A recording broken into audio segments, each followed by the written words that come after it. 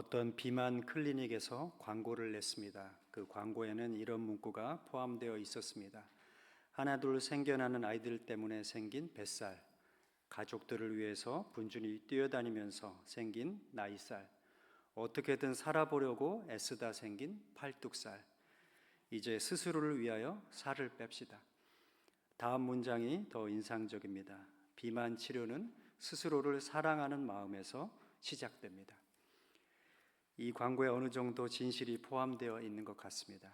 우리가 살아가는 이 삶에서 남을 돌보고 아끼고 사랑하는 만큼 자기를 돌보고 아끼면서 사랑하는 태도 역시 필요하다는 것입니다. 예수님께서 가버나움이라는 동네에 들어가셨습니다. 안식일이 되자 예수님께서는 회당에 들어가셔서 가르치셨고, 회당에서 나와서는 베드로의 집에 들어가셔서 베드로의 장모의 열병을 고쳤습니다. 그리고 베드로의 집에서 나오실 때 문 앞에는 친지의 손에 이끌려온 많은 병자와 귀신 들린 사람들이 예수님을 만날 순번을 기다리고 있었습니다. 오늘날 병원이나 관공서 같은 데 가면은 번호표를 뽑고 기다리는 것처럼 많은 사람들이 있었기 때문에 아마 그렇게 순번을 타야만 했을 것입니다. 예수께서는 문 앞에 모여있는 사람들 한 사람 한 사람을 다 돌봐 주셨습니다. 귀신 들린 사람의 귀신은 내쫓고 병 들린 사람의 그 질병을 또한 물리치셨습니다. 그렇게 되니까 예수님에 관한 소문이 가버나움이라는 동네에 쫙 퍼졌습니다. 예수님을 아직 만나지 못한 사람들은 예수님을 만나기 위해서 다음날 아침 일찍부터 서둘러서 예수님이 계신 곳으로 왔습니다. 사람들이 몰려오자 시몬 베드로를 비롯한 제자들은 예수님을 찾고 불렀습니다. 그러나 불러도 대답이 없고 찾아도 보이지 않았습니다. 예수님은 어디에 계신 것일까요? 35절의 말씀입니다. 아직 어둠 짙은 새벽이었다. 예수님이 일어나 외떨어진 곳으로 나가셔서 거기서 기도하고 계셨다. 아침 해가 떠오르기 전 어둠이 여전하지만 깊은 곳으로부터 새 날의 기운이 오르기 시작하는 그때에 예수님께서는 잠자리에서 일찍 일어나서 홀로 어디론가 발걸음을 옮깁니다. 예수님의 행선지는 외떨어진 곳입니다. 외떨어지다라는 말은 외롭게 홀로 떨어져 있다는 뜻입니다. 그러므로 외떨어진 곳은 마을로부터 떨어져 있는 곳, 또 사람들이 잘 찾지 않는 곳, 홀로 있기에 적합한 곳입니다. 거기 예수님은 홀로 기도하셨습니다.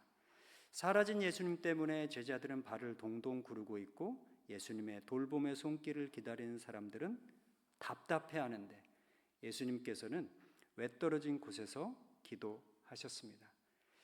예수님에게 기도는 일이 아니었을 것입니다. 예수님에게 기도는 깊은 숨을 쉬면서 하나님의 품 안에서 안식하는 자기 돌봄의 시간이었을 것입니다. 오래전에 제가 살던 아파트에 딸린 작은 수영장이 있었습니다. 수영장 옆에는 어린이집이 있어서 저는 아이를 어린이집에 데려다 주고 가끔씩 수영장 안을 들여다보곤 했습니다. 이른 아침 사람들이 없는 시간에 할아버지 한 분이 정기적으로 수영장을 찾아오셔가지고 수영을 했습니다. 연세가 한 80은 되어 보이는데 참 인상적이었던 것은 길이가 한 25m 정도 되는 수영장인데 자유형으로 천천히, 정말 천천히 팔을 이렇게 놀리면서 수영을 하는 것이었습니다.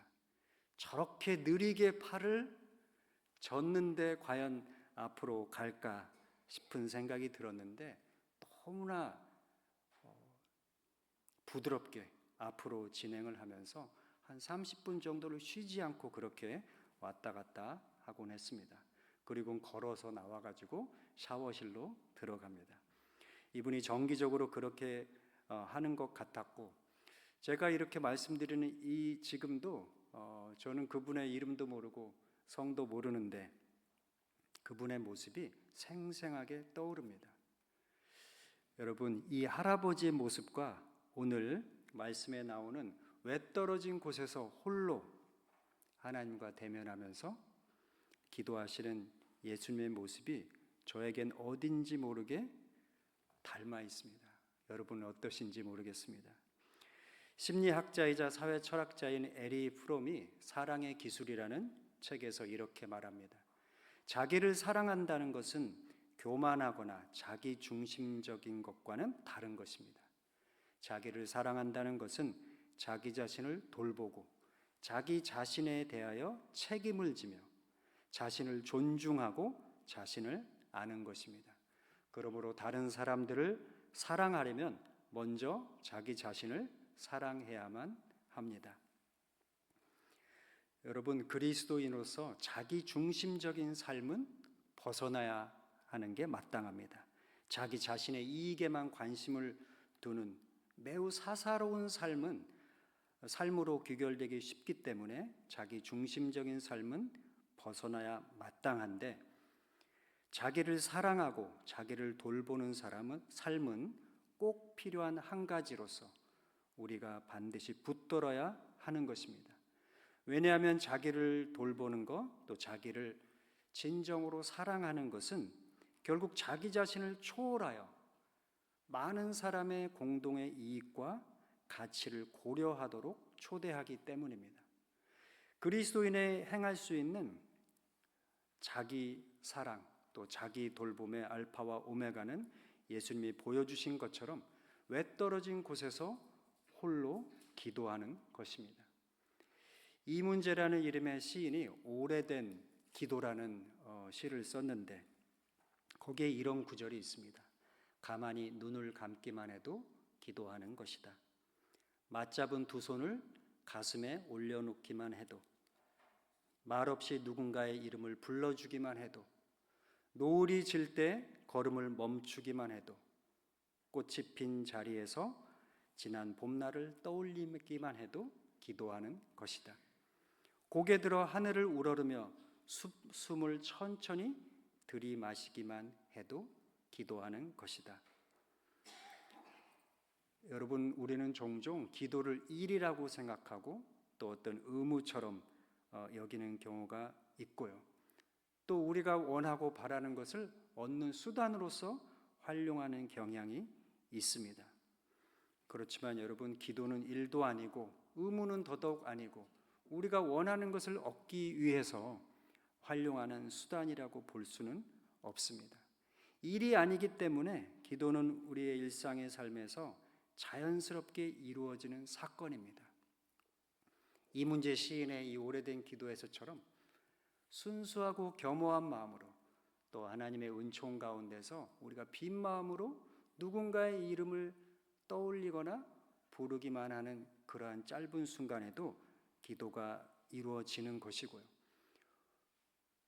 여러 가지 일로 분주하고 또 힘이 들고 어떤 분투하는 삶에서 우리가 원하는 것을 얻지 못한 채 허탈해하는 순간에 고개를 들어서 하늘을 우러르면서 숨을 천천히 들이마시기만 해도 하나님과 우리 사이에 모종의 교통이 있을 수가 있습니다. 기도는 의무가 아니기 때문에 기도 안에서 우리는 기쁘고 충만하면서 깊은 숨을 쉴 수 있게 되고 참으로 안식하게 됩니다. 그리고 기도에서 우리는 우리의 욕망을 채우려는 바람이 있긴 하지만은 그런 것을 수단으로 활용하지 않고 우리의 욕망을, 우리의 간절한 바람을 진솔하게 하나님 앞에 고백하는 사건이기 때문에 기도 안에서 우리의 욕망하는 마음을 결국에는 내려놓게 됩니다. 마음을 내려놓으면 여러분 어떻습니까? 모든 것이 이상하게도 새롭게 보입니다. 감춰져 있던 것이나 우리가 억누르고 있던 감정들도 다시 살아날 수가 있게 되고요. 그런 감정들이 살아난 것을 기도 가운데 내가 또 느끼고 있다 보면은 하나님 앞에 그 마음으로 진솔하게 또한 나아갈 수도 있게 됩니다. 때로는 깊이 묻어둔 죄도 남들에게 숨겨왔던 그런 부끄러운 기억도 기도 가운데 드러나게 되고 또 미처 보지 못했던 하나님의 은총도 알아차리게 됩니다. 그렇게 우리는 기도 가운데서 우리 자신과 만나고 하나님과 만나고 우리가 살아가는 이 세계의 진면목을 또한 목도하게 되면서 그런 의미에서 기도를 통해서 우리는 우리 자신을 돌보는 삶을 살 수가 있게 됩니다. 우리 자신을 진정으로 돌보고 우리 자신을 건강한 의미에서 사랑할 수 있게 된다면 우리가 살아가는 이 세계 안에서 우리 자신의 길을 올곧게 걸어갈 수도 있는 것입니다. 외떨어진 곳에서 홀로 기도하고 계신 예수님을 마침내 찾아낸 제자들이 말합니다. 모두들 선생님을 찾아다니고 있습니다. 모두들 선생님을 찾아다니고 있습니다. 이 말을 이렇게 조용히 이쁘게 하지는 않았을 것 같습니다. 서둘러서 황급히 또 예수님을 마치 나무라는 듯이 그렇게 말했을 것 같습니다. 제자들의 이 말에는 예수님을 향한 사람들의 요구가 들어 있습니다. 사람들이 예수님에게 요구를 갖고 오는 것이죠. 그리고 예수님을 향한 제자들의 기대도 들어 있습니다. 사람들, 다시 말해서 군중이죠. 특정한 사람들 모인 게 아니고 그냥 군중입니다.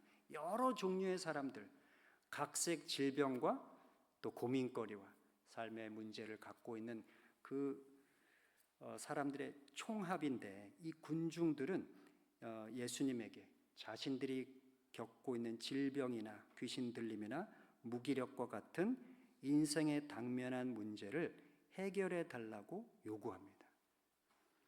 그런 요구를 갖고 사람들이 찾아오는 거예요.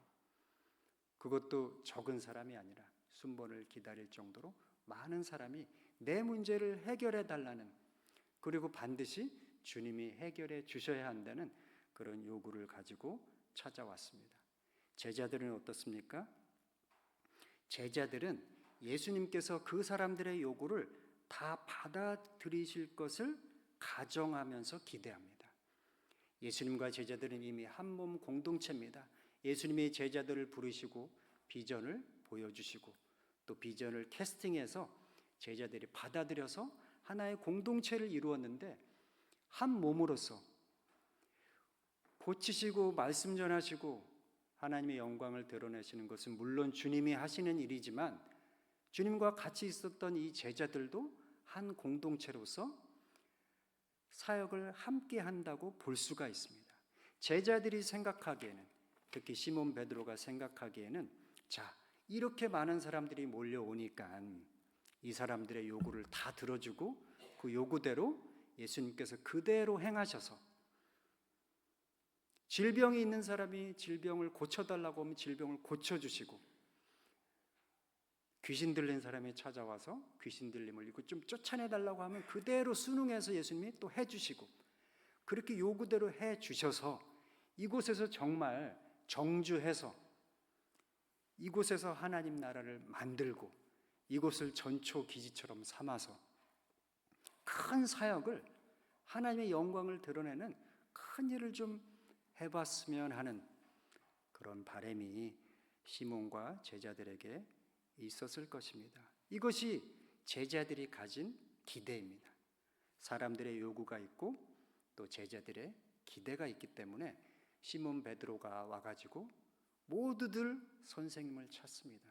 왜 여기 계시지 않고 거기 외떨어진 곳에서 계셨습니까? 이렇게 얘기하는 것이죠. 예수님께서는 시몬의 그 말에 대해서 긍정적으로 화답하는 대신에 부정적으로 응답하시면서 자신의 사명을 밝힙니다. 38절의 말씀입니다. 다른 데로 갑시다.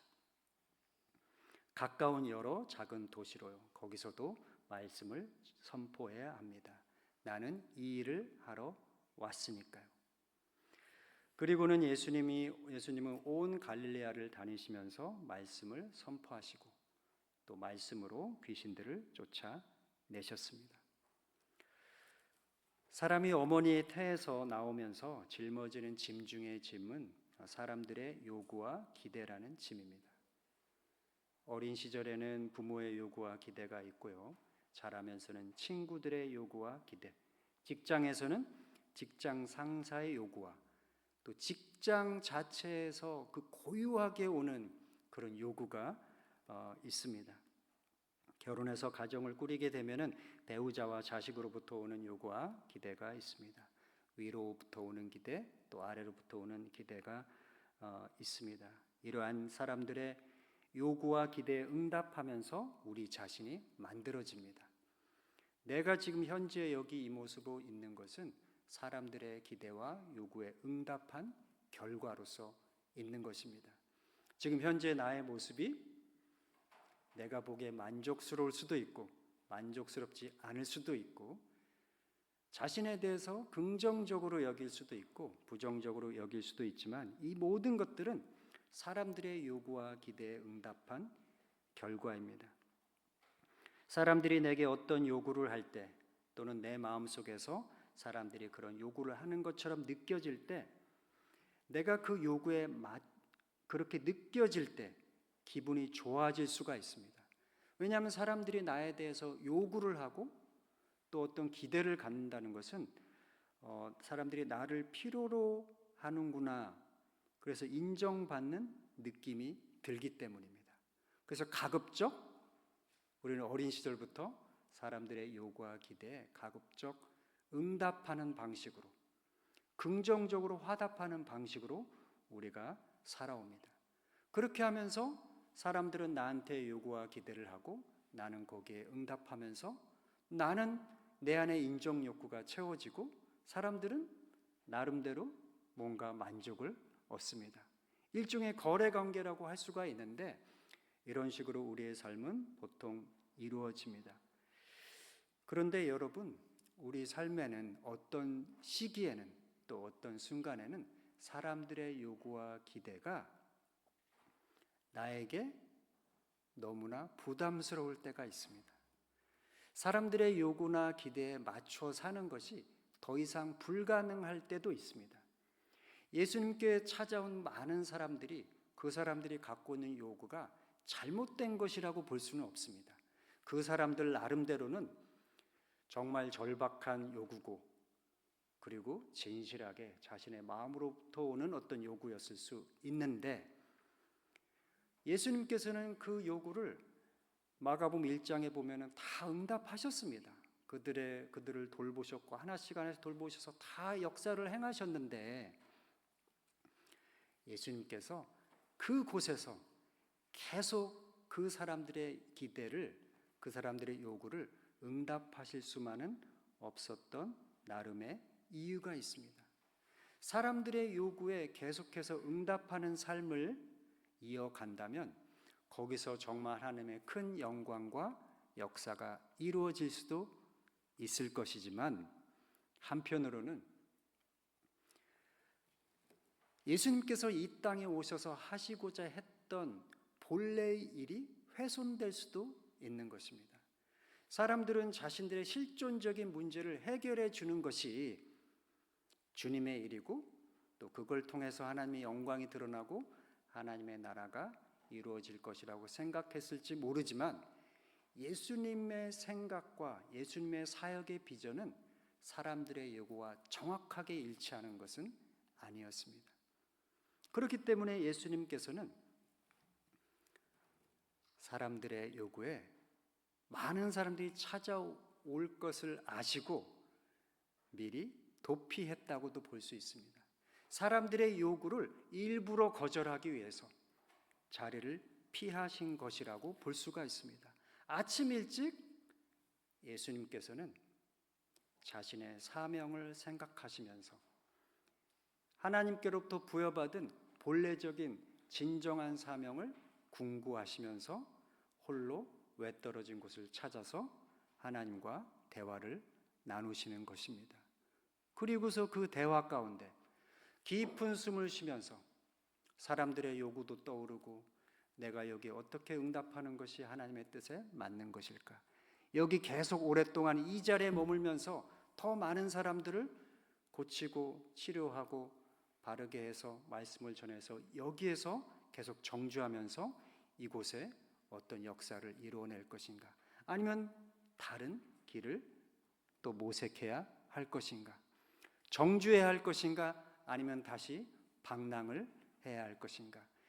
내가 부른 이 사람들하고 여기서 이 사람들을 마치 브로커처럼 활용해서 이 하나님 나라의 위대한 사역의 일꾼으로 만들어 가지고 여기서 정말 위대한 일을 해야 할 것인가? 아니면 이 사람들의 요구를 물리치고 다른 곳에서 또 하나님의 사역을 이어가야 할 것인가? 아마 예수님께서는 그 외떨어진 곳에서 깊은 기도 가운데 머무셨을 것입니다. 여러분, 예수님께서 그렇게 기도 가운데서 결론적으로다가 38절에 나오는 것처럼 제자들한테 다른 데로 갑시다 라고 하시면서 자기의 길을 가십니다. 여러분들이 살아오면서 이런 말들을 많이 들어보셨을 것입니다. 사람들이 너에 대해서 이렇다고 말을 해. 야, 그건 사람들이 보기에 좀 그렇잖아. 지금 우리 진영 사람들이 다 이렇게 생각하고 있어. 자, 여기 사람들이라는 표현이 나오죠. 예수님에게 사람들이 왔는데 이 사람들이 자신들의 문제를 갖고 왔고 예수님에 대한 신뢰를 갖고 왔지만 동시에 이 사람들이 나중에 예수님에게 돌을 던지는 사람들입니다. 이 사람들이 동시에 예수님을 유혹할 수 있는 사람들입니다. 이 사람들이 예수님이 자신이 가는 그 고유한 하나님께서 주신 사명의 길을 가지 못하도록 막을 수 있는 그런 여지가 있는 사람들, 바로 그런 사람입니다. 요한복음 6장에 보면 예수님께서 물고기 5개하고 물고기 2마리하고 보리떡 5개로 많은 사람들을 먹이시는 이야기가 나오지 않습니까?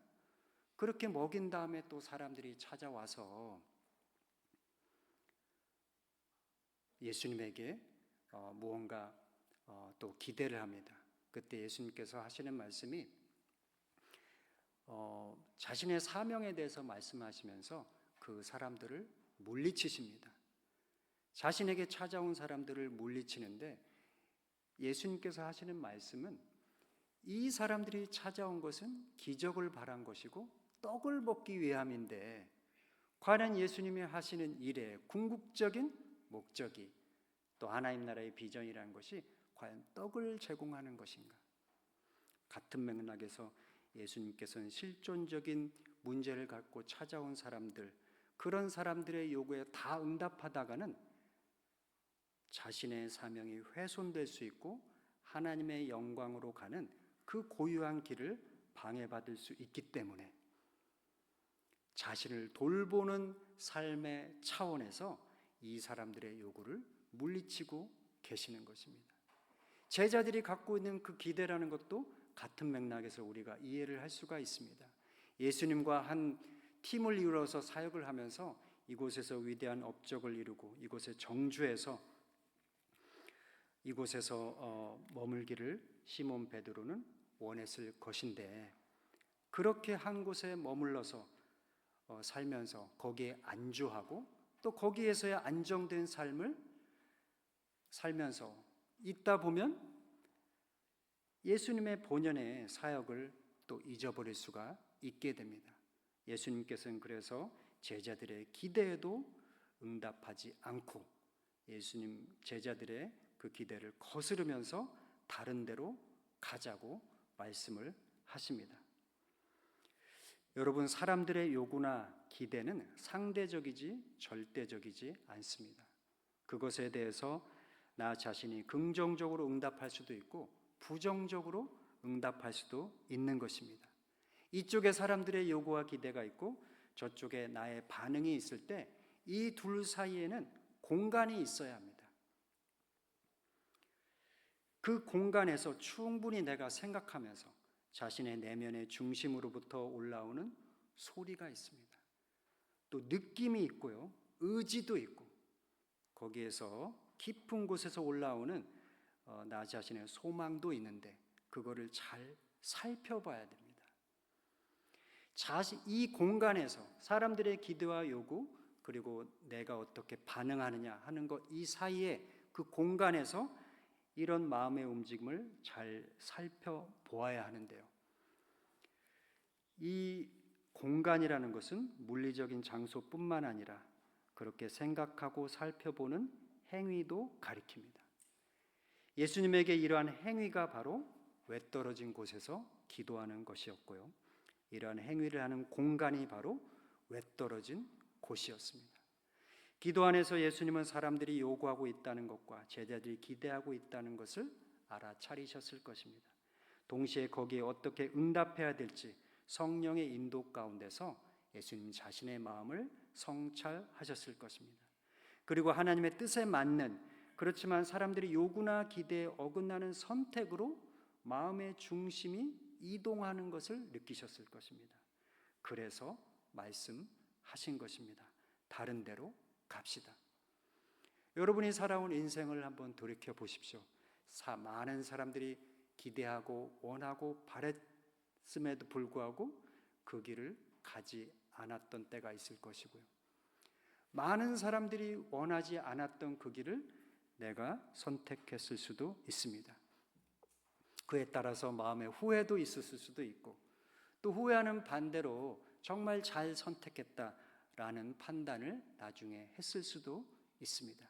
지금 이 시간에 여러분들께서 그러한 기로에 있으실 수도 있습니다. 사람들의 기대나 요구에 응답하는 쪽으로 내가 선택할 것인가? 아니면 정말 마음의 중심으로부터 오는 성령 하나님과의 깊은 교감에서부터 오는 거기서 발원한 어떤 길을 내가 선택해서 갈 것인가? 나를 사랑하고 건강한 의미에서 나를 사랑하고 또 진정으로 나를 돌보는 방향으로 내가 선택할 것인가? 아니면 그저 사람들이 원하고 바라고 사람들의 인정을 얻을 수 있는 안정적인 그러한 길을 선택할 것인가? 만일 그런 고민의 순간이 있다면 외떨어진 곳으로 가야 할 것입니다. 그곳에서 나를 알고 나를 이해하시는 하나님과 대면해야 할 것이고요. 우리 마음속에서 일어나는 그 세미한 음성과 또는 감정의 세밀한 움직임도 관찰하면서 하나님의 뜻이 어디 있는지 궁구하면서 분투해야만 할 것입니다. 욥기 23장 10절에 보면은 인상적인 말씀이 나옵니다. 그러나 내가 가는 길을 그가 아시나니 그가 나를 단련하신 후에는 내가 정금같이 나오리니. 내가 가는 길을 욥의 친구들은 잘 몰랐습니다. 이해하지를 못했습니다. 예수님이 가는 길을, 또 가시고자 하는 길을 제자들이나 사람들이 잘 이해 못한 것처럼 욥이 가는 길도 잘 이해하지 못했는데 여호와 하나님은 욥이 가는 길을 아셨습니다. 욥이 가는 길을 아셨기 때문에 욥의 친구들이나 신학자와는 다른 태도로 욥과 논변을 하셨습니다. 이 모든 과정 안에서 욥이라는 사람이 단련이 되고 그 이후에는 순금, 정금처럼 보다 순수하고 올곧고 훼손될 수 없는 그만의 고유한 삶의 길을 가게 되었다고 볼 수가 있습니다. 예수님께서 그러하셨던 것처럼 또 욥이 그러했던 것처럼 우리 인생의 어떤 선택 가운데 또 우리 마음의 움직임을 잘 살피는 가운데 마음이 혼란스럽고 충돌이 있을 때 외떨어진 곳을 찾아서 깊은 숨을 쉬면서 하나님과 대화를 나누어 보십시오. 우리 마음속에서 일어나는 마음 그대로 하나님께 나아가고 그 작은 감정들 하나하나를 소중히 여기고 존중하면서 그 감정들에 대해서 나 자신이 스스로 정죄하거나 판단하지 말고 하나님께 맡기면서 하나님의 뜻을 분별하는 시간을 가져보십시오. 하나님께서는 우리가 걸어가는 그 길을 아시고 이해하십니다. 아시고 이해하시는 그 하나님께서 우리와 함께 하시고 우리에게 우리가 가는 그 길을 계속 걸어갈 수 있도록 용기와 믿음을 허락하실 것입니다. 함께 기도하겠습니다.